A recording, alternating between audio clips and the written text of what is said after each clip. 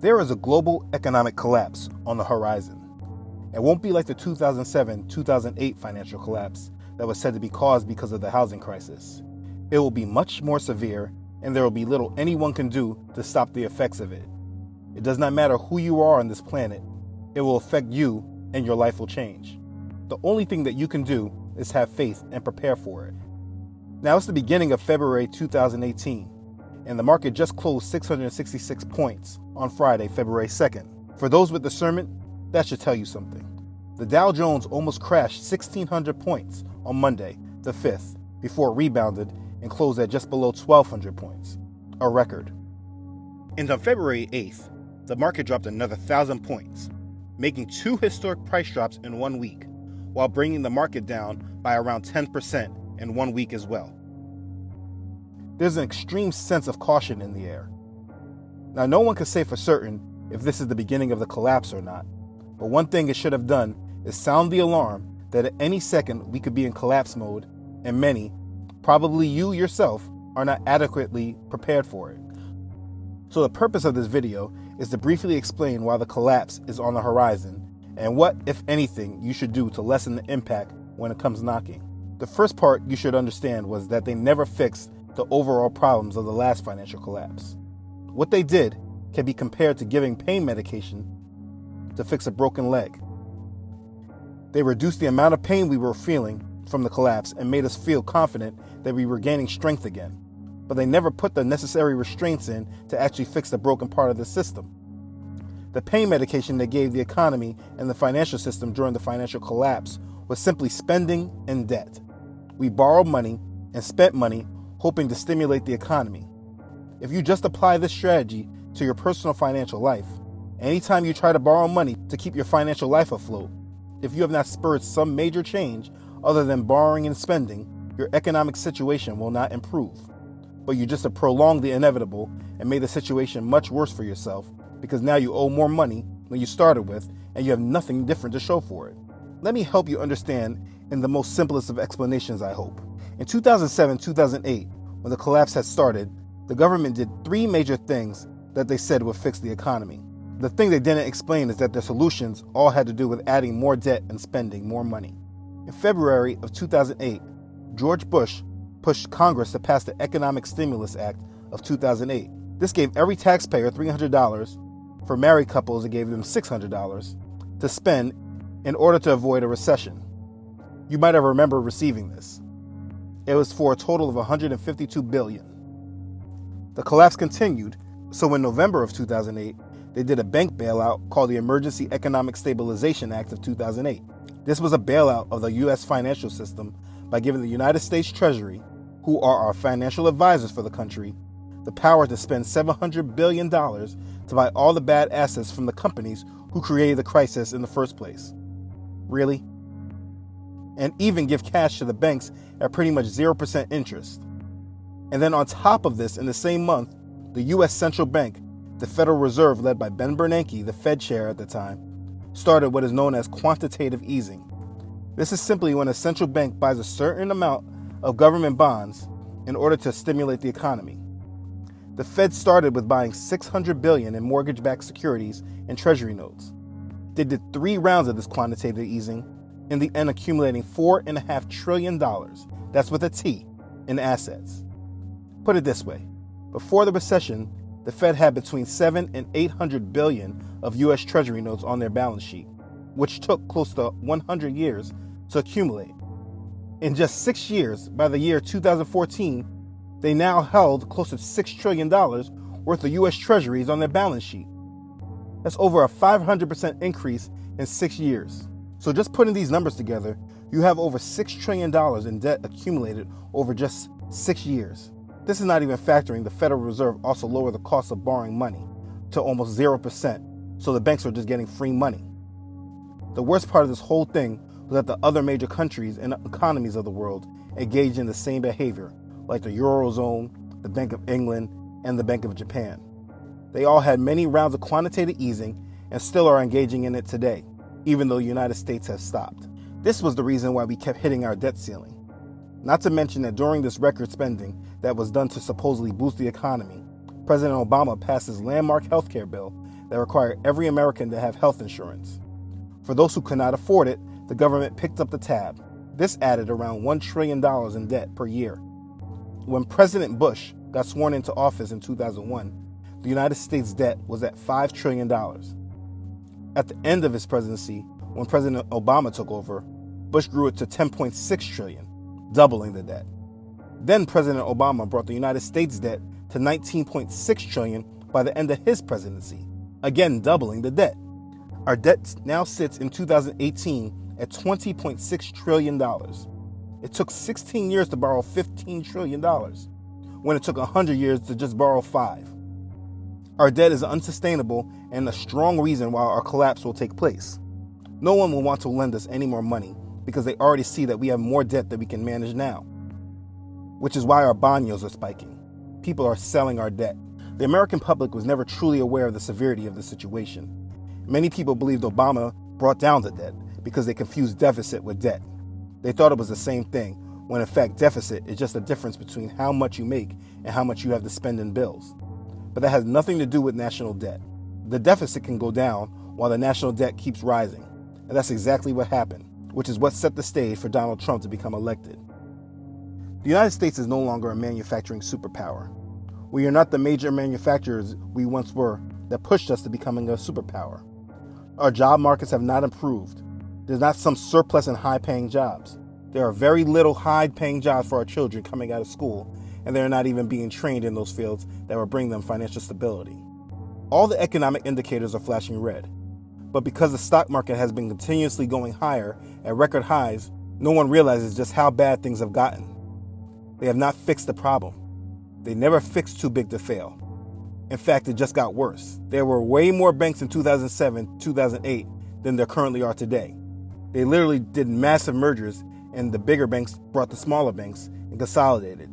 The stock market has gone up and created a sense that we are doing excellent and that things are great.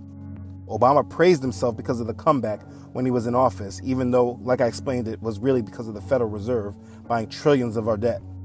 And even Donald Trump praises himself because of how high the stock market has gone. And that's extremely ironic, because during the election, he told the truth about the markets and explained that we're in gigantic bubbles. And believe me, we're in a bubble right now.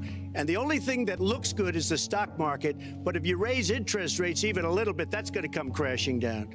We are in a big, fat, ugly bubble.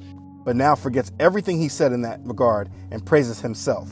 The stock market has gained almost $3 trillion in value since the election on November 8th, a record. Last week, the stock market soared to record highs, highest ever, boosting the pensions or your pensions and your retirement accounts and those of hardworking Americans. A real showing of his true colors, I'll say. But I'll digress so that I don't lose the attention of his supporters. The stock market going to records that we have never seen before makes absolutely no sense. There's no reason why all the companies in America should be worth 20 times their estimated value. That is actually the case. This is the same exact case that happened before the collapse in 2007, 2008. Stock market at all-time highs, and people believed things were great until one day they weren't. They're using the same exact script. The fact is that all that I mentioned and many more factors have created financial bubbles. The Great Recession started because of a housing market bubble that popped. This new financial collapse has many different financial bubbles that can and will pop. No one can say for sure what the catalyst will be, but the underlying problem will be debt. And like history has shown, the parties responsible will not be blamed or held accountable. This is all engineered to happen so that they can create their new world order. This has always been the plan, and though we all know it will happen, we just don't know when. But one thing is for certain, it can happen at any moment's notice, as we just saw when the market dropped 1,200 points in one day. And if you're not prepared, you are putting yourself and your family at great risk. The catalyst could be anything: war, the selling of our treasuries, the central banks raising interest rates, some small bubble popping like the subprime auto loans or student debt, some climate issue, terrorism. Anything can spark it. Do you really believe you're prepared for it? Forget about just financially. What about emotionally or spiritually? It's easy to just ignore it and hope for the best, but I guarantee those that hold this strategy will regret it. I hope that it's not you. Most people are saying, do not worry, and the market will go up again. And while it might go up again, it's definitely time to analyze your investments. Anyone that says that they can keep going about their business and not focus on this is leading you astray. They obviously do not know enough about the overall issue. I would recommend you share this video with them and ask them, what information do you have that shows you do not need to be mindful of all the points he made in this video? If they lack substance, remove yourself from that ignorance. If they have answers that make sense, please leave it in the comments and let's discuss it. Stop listening to the news.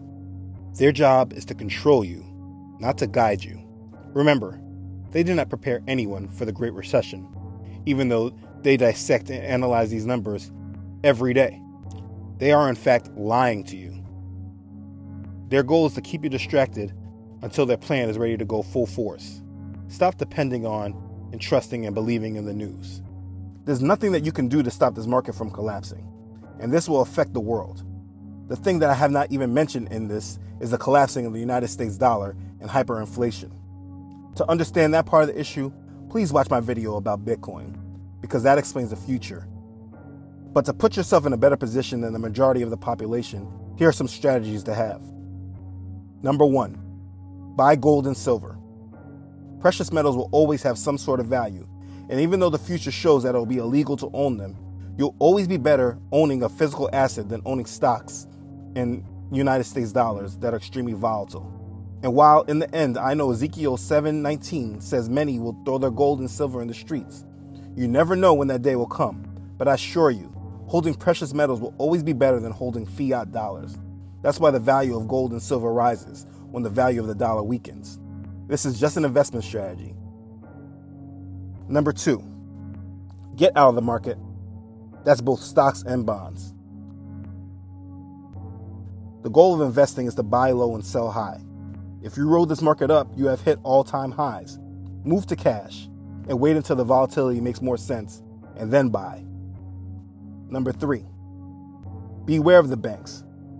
There's a motto: if you don't hold it, you don't own it. During a financial collapse, you will not have access to your money. There will be bank runs and bail-ins, which allow the banks to not give you your money, and they won't have the money in the first place. If you have money, it's best to hold it physically or buy assets that will protect you and your family. Number 4, have sufficient amount of food and water and other supplies for a time when things get really tough. When the financial collapse happens, you will not have enough warning to get supplies. It's best to have supplies and not use them than to have a need for supplies and not have them. Think about your family and how you'll feel if your child is hungry and thirsty and there's nothing you can do for them. What's worse is you then become dependent on the government and other organizations that may not have you and your family's best interests at heart.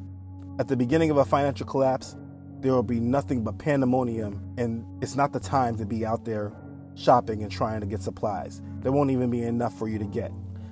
Number 5, trust in God. There's a real reason all of this is going to happen. And I'm sorry to say, if you don't have God in your life, no matter how prepared you are, if you do not have a relationship with the Lord Jesus Christ, your future will be lost. This is all about Jesus, but this video is not made to explain that to you.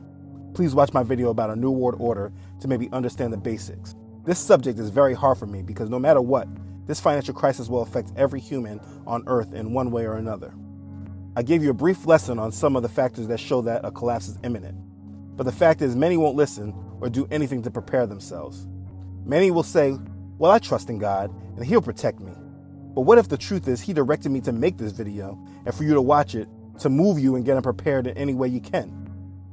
And for the majority of people that live paycheck to paycheck and want to prepare but simply aren't able to, please know I understand, and I'm praying for you all. The most important thing you can do is push your trust and faith in the Lord and depend upon Him. He will not leave you nor forsake you. This is a period of faith building. Strengthen your relationship with Him. That's the most important thing. He knows your needs. Listen to His voice and He will tell you what you need to do. Do not get weary and do not have fear. Just have trust in Him. This video was not made to create fear in you or panic. It's just to make you aware. Have faith in the Lord. The point is, we are on the verge of the worst financial crisis in history, and the world will not be the same. Just based on the recent market activity, you should know that this could happen at any time. So make sure you prioritize what's important. Get right with God. Get hot for the Lord and make a desire to not be lukewarm. Remove yourself from things that He detests. Protect yourself and your family from sin and be ready for the coming of the Lord. I love you all.